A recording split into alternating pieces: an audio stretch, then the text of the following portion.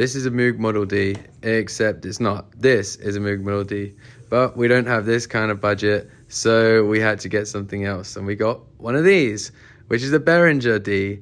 We got it secondhand, and it's just arrived today. We're gonna plug it in, and now we have a Moog Model D in the studio. People have a lot of opinions on how this sounds, but here's some clips, and you can make your own mind up.